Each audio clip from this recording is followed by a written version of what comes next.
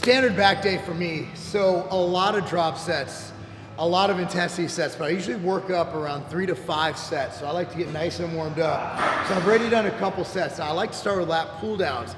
Kind of brings everything in, and also, first sets I'm making sure to do a scapular retraction, which is basically making sure I bring my shoulder blades together. Mentally, neurologically, gets me to activate everything, getting ready for my sets, because if you can actually activate, that'll bring your lats into play where you're not just lifting the weights, you're actually activating the muscle to pull the weights up. Completely different. So, great thing about these mag grips is they put you in a great position, just kind of hook around, where it's more like your hands are hooks, and you're not just doing a bicep curl down your chest. Sit up, boom, bring it down. So again, focus on the contraction of the lats.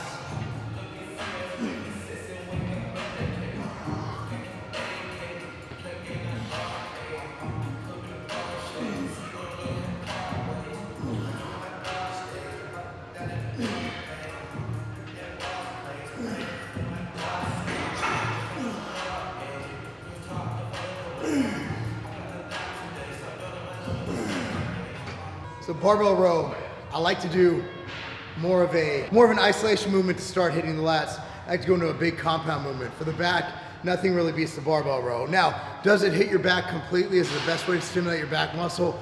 No, a machine's gonna do better in my opinion, but it's a hardcore compound lift and engage your whole body. So I'm gonna warm up with one plate, work my way up to 315 most likely. Come down here. I like to bring it all the way to the floor.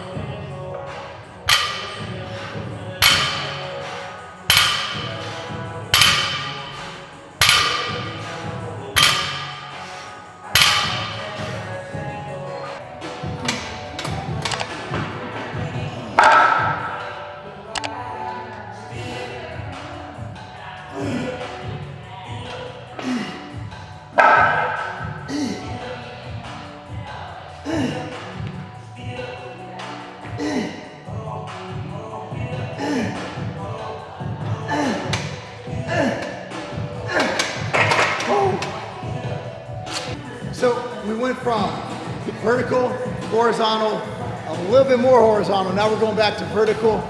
This is great because it works each arm independently. So if you have any imbalances, this will really fix them up. But basically it's pretty straightforward.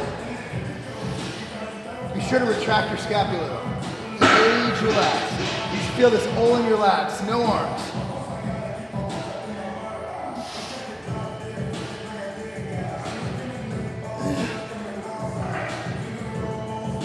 See the squeeze, man. I'm not going for weight here. I can literally have no weight on here. Just to come on stage. In the back double by. Or if I'm walking down the street, invisible lat syndrome. This is what this helps, the invisible lat syndrome right there. As the workout goes on, you're gonna kind of see that you get a little bit weaker, right? Like your body just can't generate as much power, so that's why I go down in weight. You'll notice I start really heavy, but I want to keep the volume in too. Another thing you want to realize, a lot of people ask me, should I go to the gym fasted or should I train on a fed state? Now me, I've trained fasted before, and trust me, I would not be this vascular and full right now.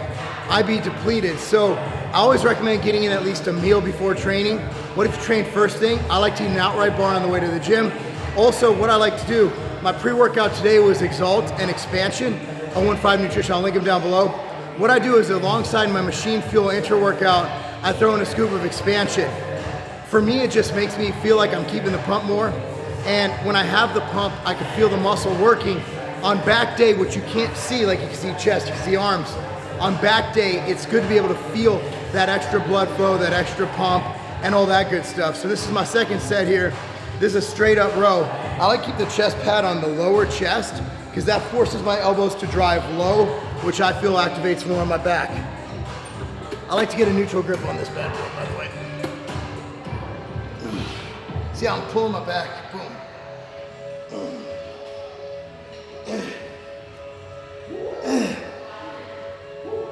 Now, you'll see a lot of people on these, they'll load up one side and I'll do that once in a while.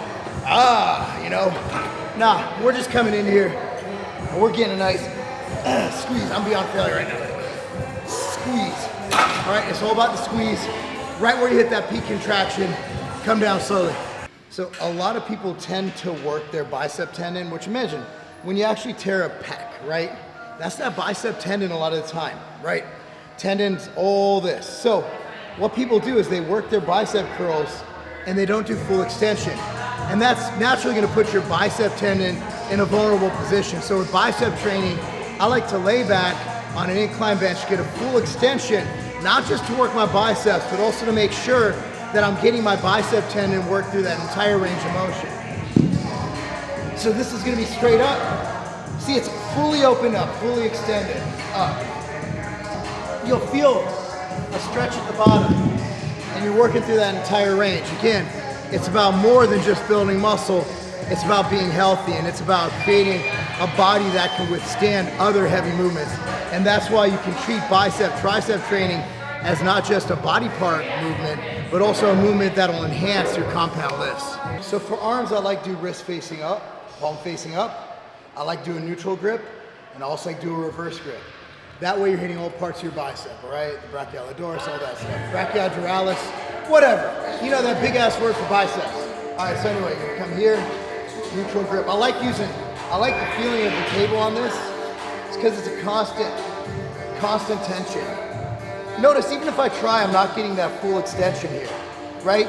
So that's why it's so critical to add in that extension movement. Finish it all off with reverse curls. Grab a curl bar. Again, we're coming here. That works your forearms, everything. So instead of having to sit there and do wrist curls, this kind of knocks it all out. Good finisher. Simple. Just grab it, thumb over. That we're using your grip.